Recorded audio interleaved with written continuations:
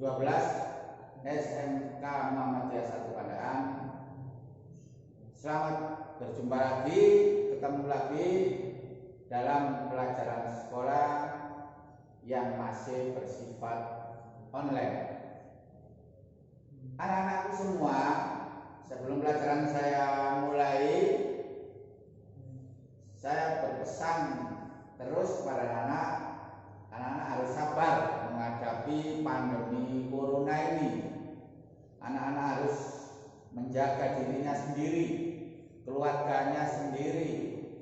Jangan keluyuran tanpa sesuatu yang sangat penting. Karena kalau anak-anak keluyuran, di luar sana ketemu seseorang yang mana seseorang itu tidak diketahui apakah dia positif corona atau tidak. Jadi tanpa berspekulasi, yang paling baik adalah diam di rumah, menjaga diri sendiri, menjaga kesehatan, menjaga pola makan, istirahat, dan olahraga yang teratur. Yang kedua, mari kita berdoa,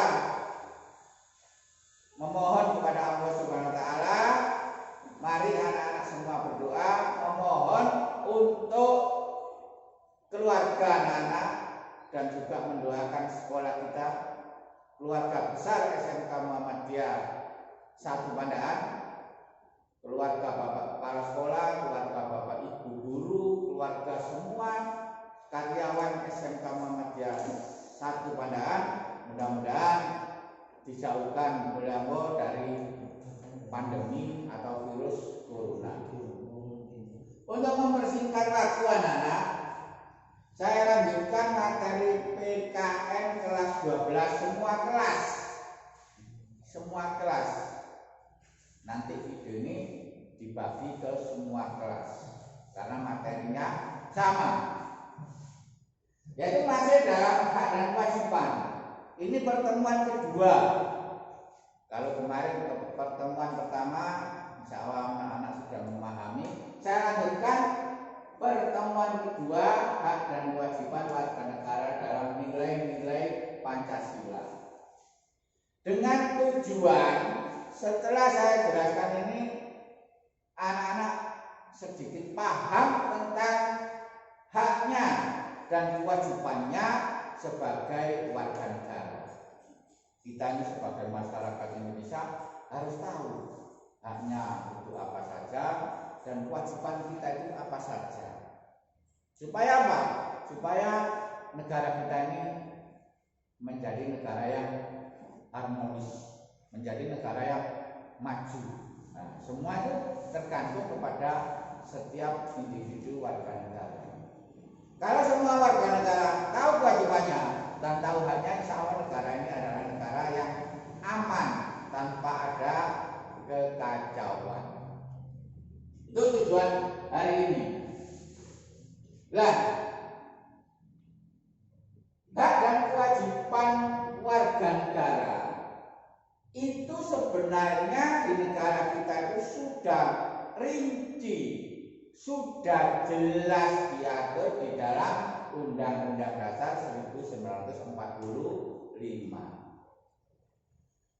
Nah, Undang-Undang Dasar 45 ini anak-anak dirumuskan oleh para pendiri negara kita dulu. Itu sudah memikirkan hal-hal yang detail. Karena apa? Karena warga negara ini dianggap sebagai mempunyai posisi yang penting di dalam bernegara. Makanya hak dan kewajibannya diatur secara mendasar supaya tidak terjadi ketimpangan, supaya tidak terjadi perselisihan di antara warga negara itu sendiri. Nah, sedangkan negara ini ibaratnya adalah organisasi yang besar. Maka organisasi untuk mengatur anggotanya itu perlu yang disebut aturan atau undang-undang. Lah,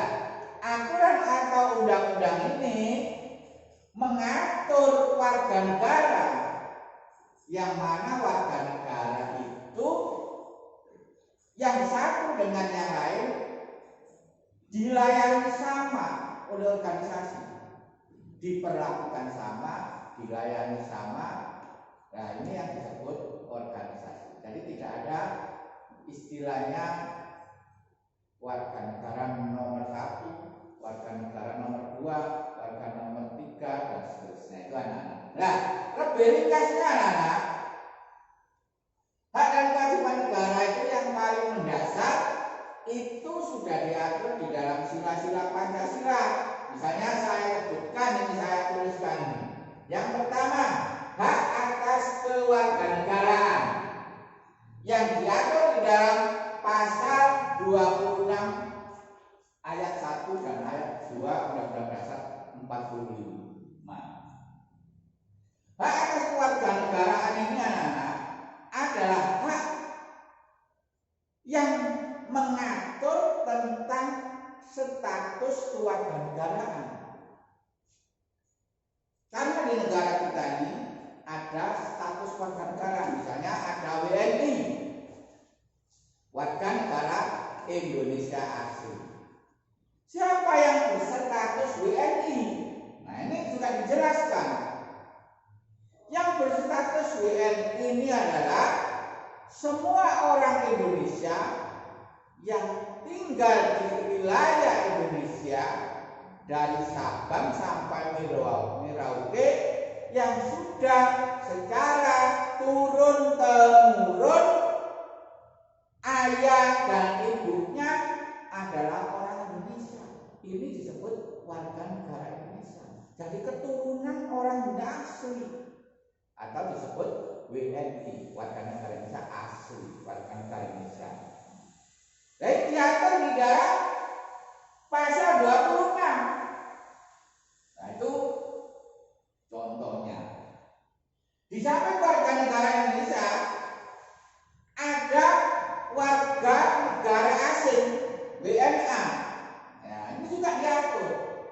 Siapa yang WNA ini?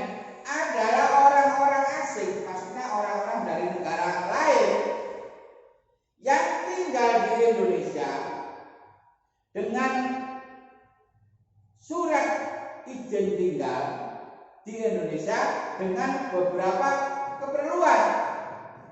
Satu misalnya turis, orang asing berkunjung. Nah, ini disebut warga negara asing datang ke Indonesia dengan visa misalnya 3 bulan. Ya, silakan berkeliling ke seluruh Indonesia. Yang kedua adalah orang asing yang bekerja di Indonesia.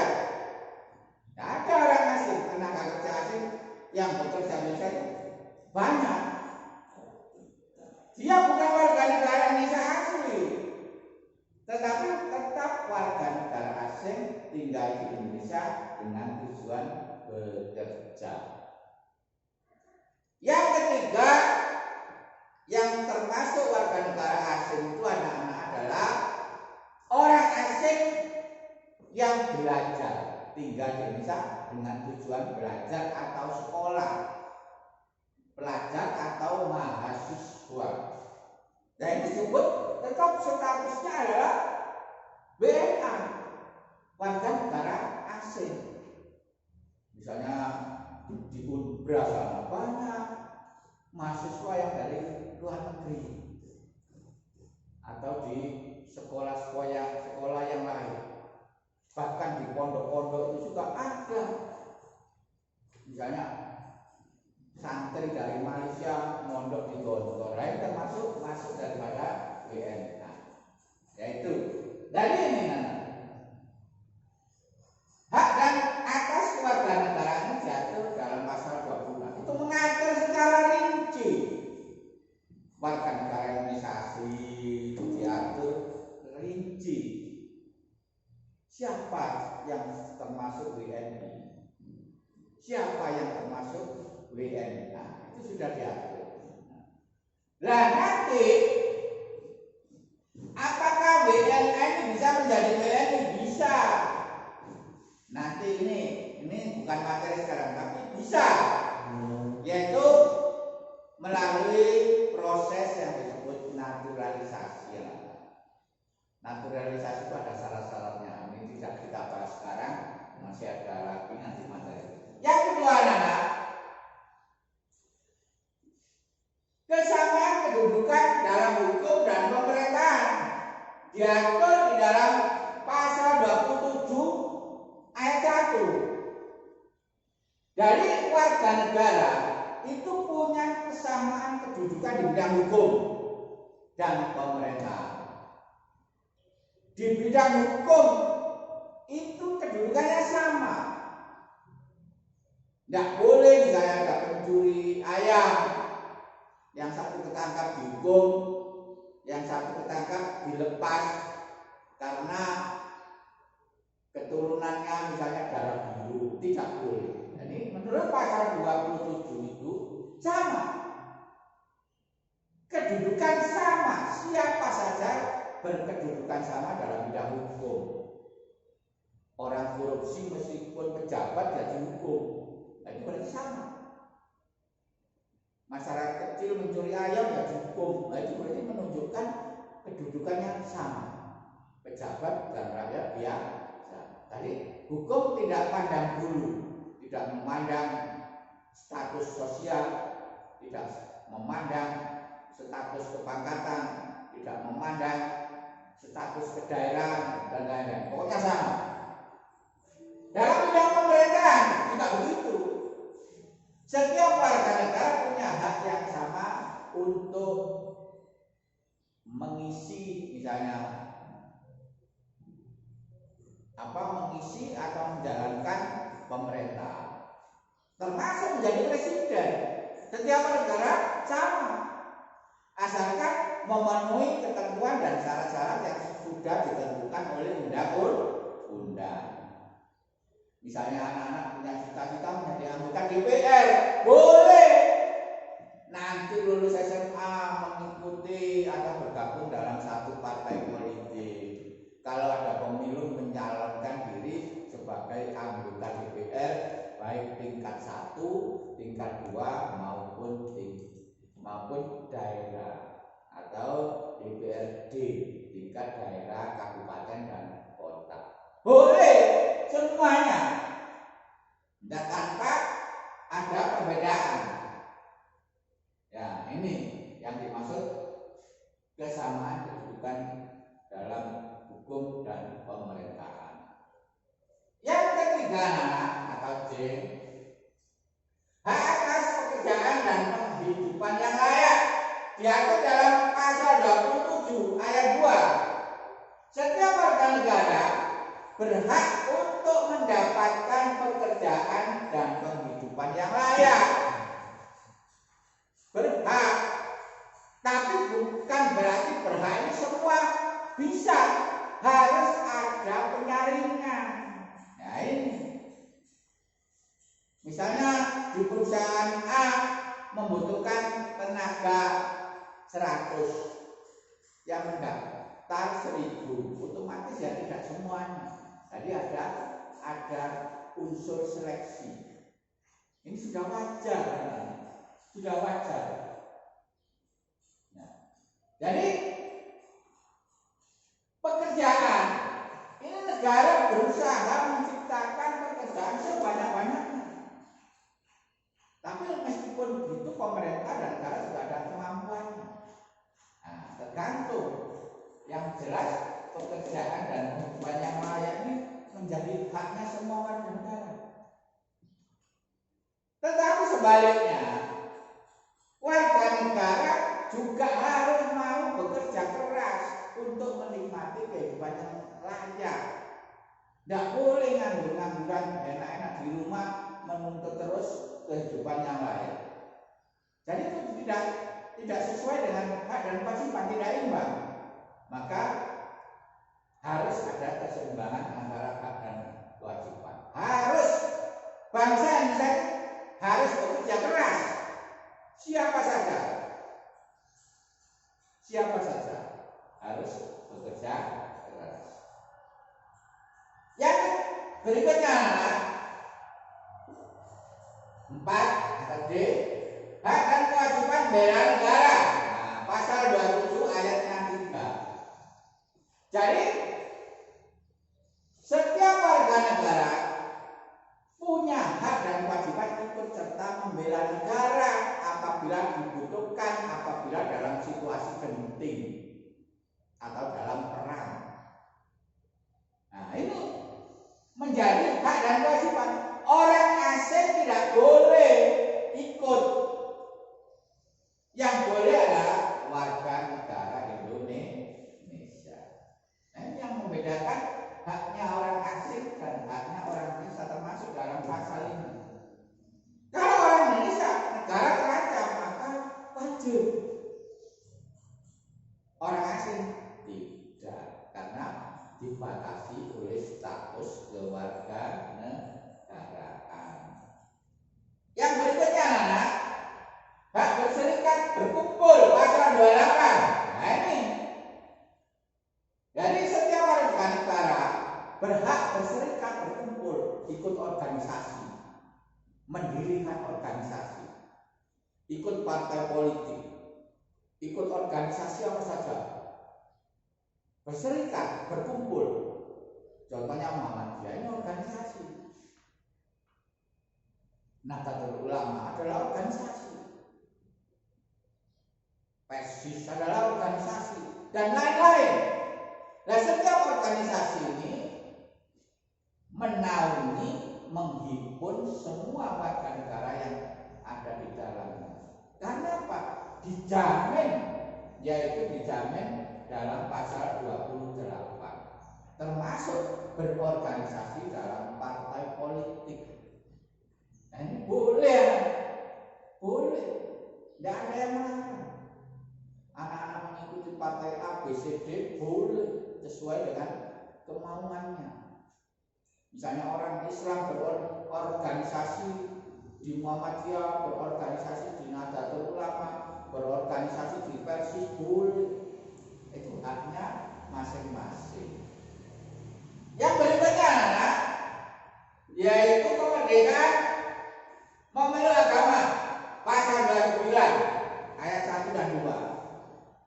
Jadi beragama, memilih agama, memeluk agama sesuai dengan keyakinannya itu sudah diatur di dalam Undang-Undang Dasar 45 pasal 29 ayat 1. Setiap warga negara boleh memilih agamanya dan kepercayaannya masing-masing. Ayat 2-nya juga diatur. Setiap warga negara yang beragama boleh bebas menjalankan ibadahnya sesuai dengan keyakinannya masing-masing. Kalau kita sudah diberi kebebasan memilih agama Islam, maka kewajiban kita adalah beribadah sesuai dengan kewajiban agama Islam. Kadang-kadang tidak, Islamnya hanya ditulis di KTP-nya saja, tidak tahu atau tidak melaksanakan kewajiban dan tidak meninggalkan larangan. Nah ini yang keliru. Padahal negara sudah memberi kebebasan, tapi kita yang sudah diberi kebebasan malah tidak patuh kepada ajaran agamanya masing-masing. Ini yang keliru. Bukan pasalnya yang keliru, tapi orangnya yang keliru. Ya, ini perlu dipahami. Ini masalah beragama tidak ada larangan di Indonesia, bebas, tidak ada larangan, dan beribadah tidak ada yang melarang. Nah, juga sebaliknya, supaya tidak terjadi benturan, karena di Indonesia itu umat beragamanya banyak, maka kuncinya adalah harus ada toleransi beragama, saling menghormati antar umat beragama. Yang terakhir anak, kebudayaan nasional. Kebudayaan nasional, setiap orang atau setiap kelompok, setiap daerah boleh mengembangkan budaya daerahnya sendiri. Untuk mengisi yang lebih luas adalah budaya nasional. Orang Bali berhak mengembangkan budaya Bali. Misalnya Bali adalah tari kecak, nah, itu boleh dikembangkan di Bali. Orang Jawa juga berhak mengembangkan budaya Jawa, misalnya orang Jawa Timur yang terkenal seni ludruk, nah, juga boleh dikembangkan, mengembangkan kebudayaan daerahnya masing-masing untuk mengisi kebudayaan nasional. Nah ini anak-anak, materi yang saya sampaikan hari ini pada pertemuan kedua ini kita simpulkan lagi sekarang, yaitu hak dan kewajiban warga negara itu sudah diatur di dalam Undang-Undang Dasar 45 pasal demi pasal. Contohnya ini, untuk lebih jelasnya anak-anak bisa membaca di buku, paket di rumah, atau mempelajari di media lain. Yaitu di media lain anak-anak bisa membuka internet, Google, untuk mencari materi sebanyak-banyaknya. Karena yang saya terangkan ini, yang diterangkan Pak Wondo ini adalah garis besar saja. Karena ini pelajaran online, harus singkat, waktunya dibatasi, dan tanya jawab tidak ada. Mudah-mudahan anak-anak pandemi ini segera berakhir dari negara kita, sehingga kita nanti bisa normal lagi sekolah di kelas tatap muka. Mari kita berdoa semua anak-anak, mudah-mudahan pandemi ini segera berakhir dari negara kita, sehingga kita semua bisa beraktivitas sekolah dengan tatap muka di kelas, tidak seperti ini. Ini adalah sangat terbatas dan kondisional. Saya kira itu anak-anak yang saya sampaikan. Kurang lebihnya mohon maaf. Saya tuliskan. Wassalamualaikum warahmatullahi wabarakatuh.